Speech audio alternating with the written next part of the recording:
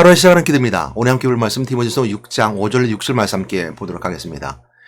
마음이 부패해지고 진리를 잃어버려 경건을 이익의 방도로 생각하는 자들이 다툼이 일어나느니라. 그러나 자족하는 마음이 있으면 경건은 큰 이익이 되느니라. 예수를 그리스도 믿는 사람들에게 있어서는 자족하는 마음을 가져야 됩니다. 자족하는 마음이 있는 자들은 경건은 큰 이익이 된다 하는 것이 바로 오늘 주시는 메시지입니다. 교회 안에 많은 사람들은 이익을 추구하는 사람들이 있을 수 있습니다. 장사꾼이 오면 장사꾼으로서 이익을 추구하려고 하고요. 또한 자신 욕심에 따라 정치인은 정치적 욕심을 따라 그 이익을 추구하려고 합니다. 그러나 예수를 그리스도 믿는 사람들은요, 제자들은요, 또 성도들은요, 스스로 자족하는 마음이 있어서 자기 욕심에 따라 삶을 살아가지 아니하고 경건은 큰 이익이 된다는 것처럼 경건의 큰 이익을 위해서 자족한 마음을 갖습니다. 스스로 만족할 수 있다는 것이죠. 성경에 보면 열왕기하 6장 7장의 말씀을 보게 되면 사마리 성이 빙 둘러싸서 적에게 포위당하게 됩니다. 그래서 보급품이 끊기게 되고 결국 그 안에서 죽을 위기에 맞게 되는데요. 굶어 죽기의 위기에 맞게 되는데 그 성문어기에 4명의 나병 환자가 있었습니다. 우리가 여기서 죽든 밖에 나가서 죽든 우리가 아랑군대 편에 가서 한번 가보자 하고 가서 보니까 아랑군대 가는 다 물려치셨습니다. 아무것도 없어요. 전리품이 그대로 있게 되는데 이 나병 환자 4명이 실컷 먹고 마시고 함께 한 다음에 이렇게 생각합니다. 만약 우리가 성문을 가지 아니하면 성읍에 굶주린 사람도 있는데 우리가 거기서 죽을 것이요. 우리가 이제 이것을 전하지 않으면 이 아름다운 소식을 전하지 아니하면 우리가 화가 있을 것이다라고 생각합니다. 이렇게 생각하면서 이 4명의 나병 환자는 사마리아 성에 그 좋은 소식을 전하게 되죠. 아랑군대가 떠났음을 전하게 됩니다. 이 나병 환자의 가졌던 모습은 본인들이 그 전리품을 가지고 따로 가서 살림을 차려서 잘 살 수 있었음에도 불구하고 욕심을 가지지 않았죠. 왜? 하나님 앞에 공경한 모습, 하나님 앞에 있는 모습을 통해서 나병 환자는 성 안에서도 성 밖에서도 천시받던 사람들이었습니다. 우리 멀리하는 나병 환자는 사람들이 멀리했고요. 전염병처럼 생각했고 사람들에게 손가락질 당하던 그 병이었습니다. 전염병이었고 하나님으로부터 징계받은 병이라고 생각했기 때문에 구약시대에는 나병 환자는 이렇게 천시받았던 병이었는데 이 나병 환자들은 자신들을 천시했던 성읍 안에 있는 사람들이 죽음 위기에 있는 것을 알고 그 소식을 전하러 갑니다. 이것이 자족하는 마음, 예수를 그리스도 믿는 사람, 하나님을 믿는 사람들, 하나님 앞에 있는 자들의 모습은 스스로 자족하는 마음을 가지고 있는 자의 모습이 바로 전형적으로 보여줄 수 있는 메시지일 것입니다. 그러므로 우리는 자족하는 마음을 가져야 됩니다. 자족하는 마음을 가진 사람들은 경건은 큰 이익이 된다고 그랬습니다. 오늘 말씀이 이처럼 복선이 깔린 것이 있는데요. 어떤 복선이 깔렸냐면요. 경건을 이해하지 못하면 그 깔려있는 메시지를 잘 이해하지 못합니다. 자족하는 마음이 있으면 경건은 큰 이익이 된대요. 경건이 무엇인지 모르면 무엇이 이익이 되는지 잘 모를 수 있습니다. 경건이란 단어를 먼저 정의하고 우리가 함께 말씀 나눠야 될 텐데요. 디모데전서의 그 말씀 가운데 보면 경건의 단어가 굉장히 상당히 많이 나옵니다. 그에 앞서 여러 가지 볼 수 있지만 지난번 204회째인가요? 거기서 본 메시지 가운데 있었는데 204회째 말씀이 그걸 말씀해주고 있었거든요. 디모데전서 오늘 3장 16절 말씀을 보게 되면 크도다 경건의 비밀이요.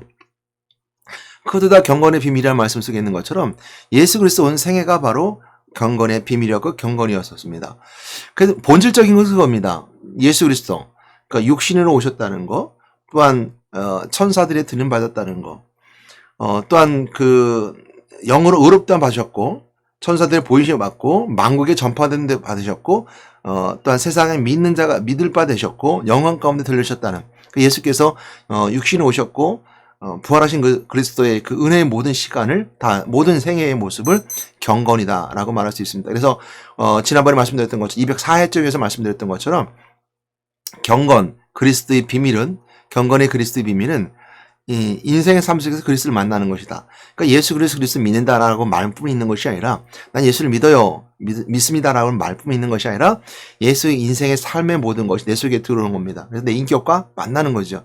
그 만남을 통해서 우리는 예수 그리스도 성육신한 사건이 하나님 만나는 은혜의 시간이 되는 것이고 천사들에게 보임받았던 것처럼 영적 세계가 열리는 것이고 또 영으로 의롭게 되는 것처럼 우리가 죄를 용서받고 하나님 앞에 의로운 자라 칭할 수 있게 되는 것이고 그 일을 위해서 십자가에 죽으셨던 그리스도를 통해서 우리는 나의 삶과 만나는, 내 고난과 고통 가운데 인생의 고난을 만나게 되고, 거기서 끝나지 않고 사망 거스를 잡는 자 마귀의 세력을 무찌르신 그리스도의 부활하심을 통해서 왕신 그리스도를 만나는 것이 바로 인생의 경건의 비밀이요, 그것도 다 경건의 비밀이요, 디모데후서 3장 10절 말씀이 우리가 누려지게 된다라는 것입니다.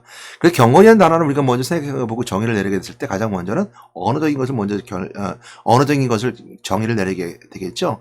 경건, 한국말로 번역하게 됐는데요. 경건이라는 것은 원래는 헬라어 언어는 유세베이아입니다. 그러니까 유세베이아라고 하는 그 뜻은 경건이라고 우리가 번역하기도 하고요. 복음의 계요. 그러니까 복음이 이거라고 소개하고 이런 내용이다라는 것이 바로 또 경건이라고 유세베이아 이렇게 해석해주고 있습니다. 이렇게 두 개가 경건과 복음의 계요라는 것처럼 아주 이렇게 동떨어진 것처럼 보이는 이런 그 해석을 내는 것은 여러 가지 이유가 있지만, 경건이라는 단어는 뭐냐면 공경할 경, 공경할 건자입니다. 그러니까 하나님 앞에 공경하는 자, 하나님 앞에 두려움 앞에 나가는 자, 그래서 하나님을 존중하고 존경하는 자 앞에 서는 거. 그러니까 하나님 앞에서의 모습과 마찬가지입니다. 하나님 앞에서 말씀을 하니까 경건은 거룩하다는 뜻도 될 수 있지만, 경건은 말 그대로 하나님 앞에서 공경한 자세로 서는 자의 모습이기도 합니다.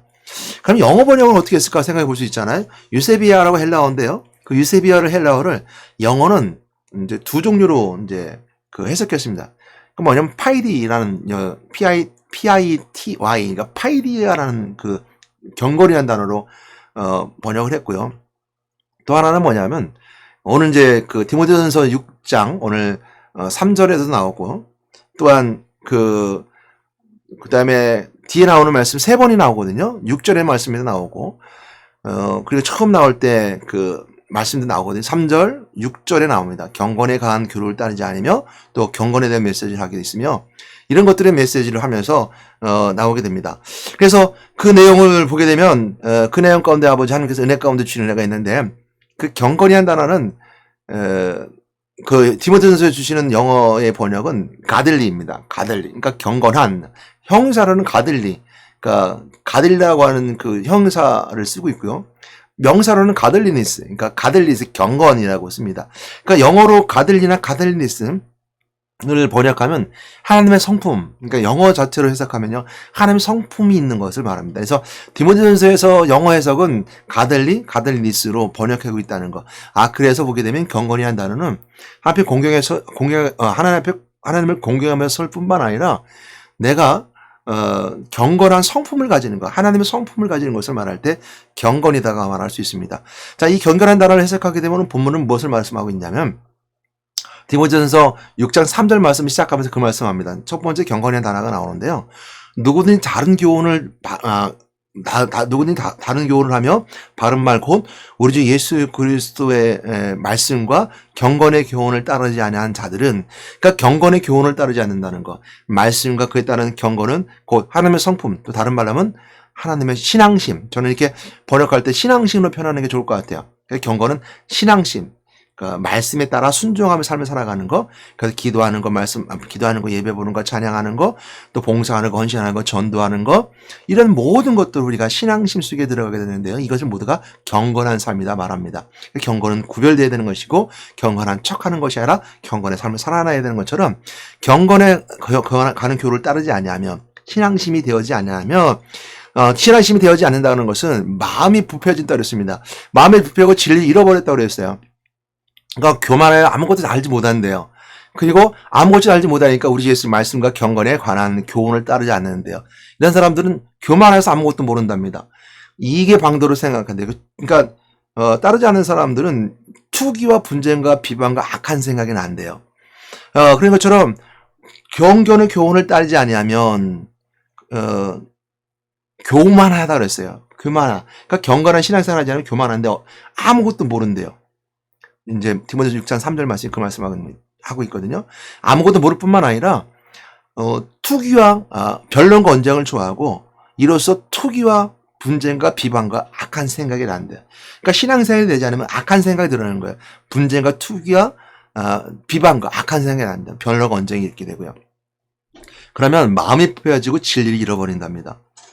경건을 이익의 방도로 삼는 사람들, 그래서 이런 사람들은 경건을 이익의 방도로 삼는데요. 그 신앙심을 그러니까 자신의 이익을 추구하는 자들로 생기면 다툼이 일어난답니다.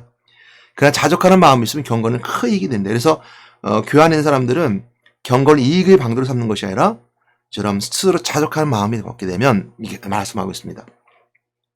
그래서 6절 말씀 뒤에 보게 되면 그 말씀하고 우리는 먹을 거 입을 것이 있어서 족하대요.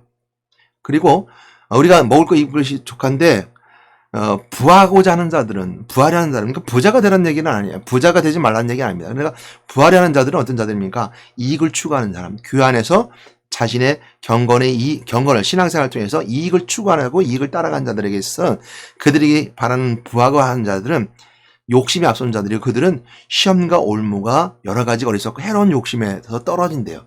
그 사람은 파멸과 멸망에 빠지게 된다고 했습니다. 그래서 그 경건에 있는 사람들은 자족하고 스스로 만족할 뿐만 아니라 자족함을 통해서 하나님께 은혜가 되고 경건한 삶이 되는데 돈을 사랑하면 일만하게 뿌리가 되는 것처럼 사람들은 부하게 되는 것을 욕심에 따라가면 결국 악의 뿌리를 가고 또 미혹에 받아서 믿음에서 떠난답니다. 그러니까 이 말씀이 연결되어 있는 거예요. 부하려는 자들과 그들은 왜 시험에 들고 올무에 드느냐. 왜냐하면 부하라는 그 욕심을 통해서 믿음으로부터 멀어지기 때문이다. 그래서 9절 10절을 같이 연결해서 봐야 돼요. 돈을 사랑하면 일만하게 뿌리가 되나니 이것을 탐내하는 자를 미혹을 받아 믿음에서 떠나 많은 근심으로 자기를 찔러도다. 그러니까 근심이 많은 것은 얘가 예수를 믿어서 근심이 많은 것은 욕심이 많기 때문인데요. 그 욕심이 많은 이유는 믿음에서 떠났기 때문입니다. 우리가 자족하는 사람들은 믿음이 있는 사람들입니다. 하나님은요. 여러분들에게 스스로 만족할 때 여러분들의 채워주신 은혜가 있어요. 하나님은 여러분들의 부어하신 은혜가 있습니다. 그래서 마지막 영생의 때는 영생 삶 속에 참된 축복 가운데 있고 그 천국에서는 그 모든 것보다 다 값진 은혜의 축복 은혜가 있습니다. 그것이 우리가 주신 은혜이고 축복이죠. 그 만족하는 하는 은혜가 있고 예수 그리스도의 말씀을 붙잡는 자들에게 있어서는 그리스도와 함께 삶을 살아주십니다. 입만 누려주시죠. 그래서 내가 부족한 것을 누가 채워주시냐면 예수 그리스도의 말씀으로 채워주시는 거예요. 말씀 있는 자들에게서는 항상 만족함이 있습니다. 항상 스스로 볼 수 있는 만족함이 있어요. 그리고 성령이 역사하는 현장에는 꼭 만족함과 넘치는 은혜가 있습니다. 여러분 참된 부자가 되기 위해서는 성령이 충만함 통해서 영적으로 충만한 사람이 되십시오. 영이 충만하고 가득한 사람이 된 자들에게는 한 축복의 은혜가 있고 그것이 참된 부자의 모습입니다. 여러분 부자가 된다는 것은 여러분 영이 부자가 되면요 삶도 부자가 되는 거예요. 우리가 아무리 세계 1위가 되는 부자라더라도 그 마음속에 항상 더 큰 것을 얻고자 하는 이익을 추구하기 때문에 항상 불안과 근심이 있는 거죠. 언제 떨어질까 노심초사하는 거죠. 언제나 내 걸 뺏길까 봐 항상 걱정하는 것이죠. 그러나 여러분들 예수 그리스도의 말씀을 통해서 가득 채워주고 성령의 주신 은혜에 영적 삶에 만족한 자들에게 있어서는요. 어느 자리에 있든 그것이 항상 만족한 거예요. 그런 사람 하나님께서 채워주신 은혜가 있는데 물질도 채워주시는 은혜가 있어요. 물질의 축복도 주고 관계 형통도 주십니다. 그러면서 열어주시는 거죠. 그래서 예수 믿는 사람들이 다 가난한 얘기는 아니에요. 부자가 되지 말라는 얘기는 아닙니다. 그럼 먼저 그의 나라와 그의 의를 구하는 것처럼 영적으로 먼저 세워진 사람은 나머지 채워주는 은혜가 있다는 것입니다. 꼭 여러분들이 먼저 영적으로 부자가 된 자에는 내가 삶 속에 가장 큰 문제입니다. 세상 사람이 바라보던 1, 2, 3등은 숫자를 매기는 순위를 매기는 1등에서 멀어졌을지 모르지만 가장 부자입니다. 가장 큰 이 땅에서 가장 많은 것을 가진 자이죠. 여러분 그 삶에 있어서 여러분들이 있어서 주신 은혜가 있게 되는데 욥은 그렇게 말했습니다. 주신 자도 여호와시오 가져가신 분도 여호와시라 했습니다. 사도 바울은 뭐라 했습니까? 내가 가장 가치 있는 것은 세상 것을 다 뺏어 몰리거나 그러나 예수 그리스도의 말씀 내가 가장 가치 있는 거다 그랬습니다. 예수님께 말씀하시는 뭐라 했습니까? 공중에 새도 있고 여우도 집이 있건만 인자는 머리 둘 곳이 없다 그랬습니다. 예수님께서 말씀하신 것은 이 땅의 것을 다 욕심을 버려라는 것이고요. 그리고 예수님이 가실 때 제자들이 와서 예수님께 말씀하셨습니다. 예수님께 이랬습니다. 내가 예수님을 따라가기 원합니다. 제자되기 원합니다. 내가 참 부자구나. 내 모든 걸 팔고 가는 사람 나눠주고 나를 따르라 했을 때 그가 고민했었습니다. 부자는 이런 고민이 있을 수밖에 없는 것이죠. 스스로 만족할 수 있는 거 없어도 만족할 수 있고 있어도 만족할 수 있을 때 여러분께서 영적인 먼저 충만함이 있는 자들에게는 나머지 물질로 채워집니다. 왜? 성령이 충만한 자, 영적으로 충만한 사람, 영성을 깨어있는 자들을 하나님은 쓰시기 때문입니다. 하나님 여러분을 쓰실 겁니다. 영성으로 가득 찬 자는 채워주시고 은혜 가운데 쓰실 것입니다. 쓰임받는 여러분 되시고 축복받는 여러분 되시기를 주님의 이름으로 축복합니다. 오늘도 은혜 가운데 살던 여러분 되시기를 주님의 이름으로 축복합니다. 기도하겠습니다. 하나님 감사합니다. 자족하는 마음이 있어서 경건이 큰 이익이 된 저희들 되게 도와주시고 은혜 가운데 하나님께 되게 인도해 주시옵소서. 돈을 사랑하는 인을 하나님께 뿌리가 되는 것처럼 그 미육을 받아서 믿음에 떠난 자 되지 아니하고 오직 자족함을 가지고 믿음 가운데 경건이 큰 이익 된 자들 되게 도와주시옵소서. 경건은 곧 우리의 신앙심인데 우리 신앙심이 큰 이익이 되는 우리 마음의 은혜가 되게 인도해 주시고 축복하여 주시옵소서. 오늘도 함께 해주셔서 감사드리고 오늘 삶 속에도 주여 축복을 인도해 주실 줄 믿습니다. 우리 주 예수 이름으로 기도드렸습니다.